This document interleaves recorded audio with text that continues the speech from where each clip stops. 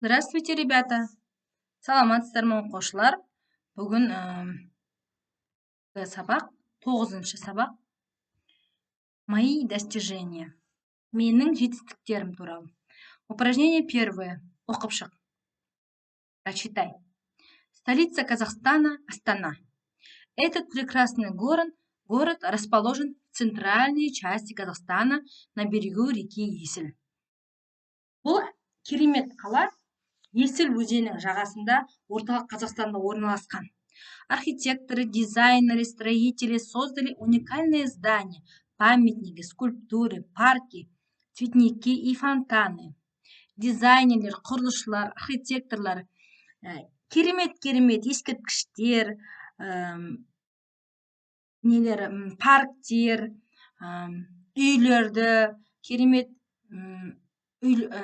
көп қабатты үйлерді құрастырды, тұрғызды. Астана стала крупным деловым центром. Астана үлкен орталық болды. Аралай. Упражнение второе. Установи соответствие. Яғни, что символизирует голубой флаг Казахстана. Қазақстан Республикасының тудағы көк цвет нені көрсетіп тұр? Яғни, мир, традиции, семейное благополучие, единство, символ жизни, символ свободы и независимости. Мысалы, менің ойымша, бұлай осылай жазап қойдым. Яғни, аспанымыздың тудағы көк цвет, ол символ свободы и независимости. Что символизирует солнце, күн нені көрсетеді? Менің ойымша, ол байлықтың, өмірдің белгісі ретінде. Осылай көрсетіп қойдым. Өздеріңіз қарап шықсаңыздар болады. Өздеріңіздің ойларыңыз қандай балалар? Менікі дұрыс деп ойлайсыздар ма? Ары қарай кеттік. Продолжи предложение. Яғни мына сөйлемді жалғастыр дейді. Уважение к флагу – это уважение. Жауап беруіміз керек. Туға деген сыйластық, бұл кімге сыйластық және неге сыйластық? Яғни бұл жерде біз жазамыз. Это уважение к народу. Мына жерге. Народу. Яғни это уважение к стране. Осылай жазсаңыздар болады. Ары қарай жалғастырайық. Упражнение третье. Тыңда дейді. Отец и сыновья. Балалар мен әкесі. Отец учил своих сыновей, чтобы они жили в мире и согласии. Но сыновья его не слушались и вечно ссорились. Однажды отец попросил сыновей принести веник и сломать его. Сколько ни старались сыновья, так и не смогли его сломать. Тогда отец развязал веник и велел сломать по прутику. Быстро сыновья сломали прутья веника поодиночке. Отец говорит: так и вы, если в согласии жить будете, никто вас не одолеет. Если будете ссориться все поодиночке делать, вас любой победит дейді. Яғни бір күні бір әкенің балалары болыпты. Ал балалары күнде төбелесе береді, ұрса беретін болыпты. Сөйтіп әкесі түсіндіру мақсатында балаларын айтады: сыпырғыш алып кел дейді. Сөйтіп ол сыпырғышты айтады: ал сындырып көріңдер дейді. Мына суреттегідей. Балалары сыпырғышты сындыра алмайды, қанша күш түсіп, сындыра алмайды, қайғысы болса да. Енді айтады: сыпырғыштың бүкіл жіптерін алып тастайды да, ал енді бір-бірлеп сындырыңдар дейді, бір-бір сабақтан. Сосын олар бір-бір сабақтан сындырса, ол тез-тез сынып қалды.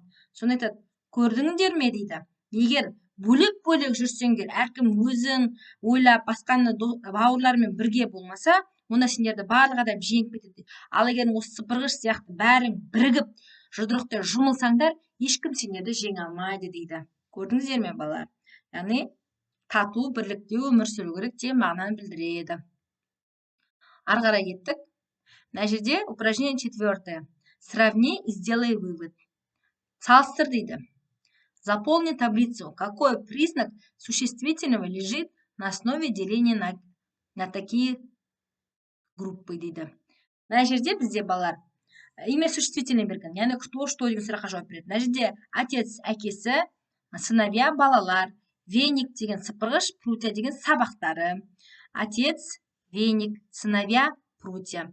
Мына жерде мына қандай салыстырып көрейікші баламен. Отец и сыновья, әкесі мен балалары. Бұл қалай бөлген? Веник и прутья, яғни отец деген. Бұл екеуін одушевленный, я? Қазір жазайын. Міне балалар жазып қойдым. Мыналардың барлығы имя существительное, яғни кто что деген сұраққа жауап беретін зат есімдер. Мына екеуін менің ойымша отец и сыновья, әкесі мен балалар, бұлар тірі табиғатқа жататын, живые. Ал мыналар сыпырғыш пен сабақтары, бұл не живые, яғни өлі табиғатқа жатып тұр деп ойлаймын, сыпырғыш, я? Ал мыналар отец и веник, әкесі мен сыпырғыш, екеуі де бір ғана зат. Сыпырғыш біреу, әкесі де біреу. Ал мына жерде сыновья, балалары көп, яғни множественное число. Прутья, сабақтар тоже множественное число. Осылай бөліп қойдым, менің ойымша. Сіздер қалай ойлайсыздар? Менікі дұрыс па? Мына жерде бізде мақал мәтелдер берілген. Солар бір-бірімен қазақшасы мен орысшасы жазылған. Яғни, любовь к родине у семейного очага зарождается. Отанды сүю отбасынан басталады. Человек без родины, что соловей без леса. Отансыз адам, ормансыз бұлбұл. На родине и воздух лекарства. Туған жердің ауасы да шипа. Ары қарай.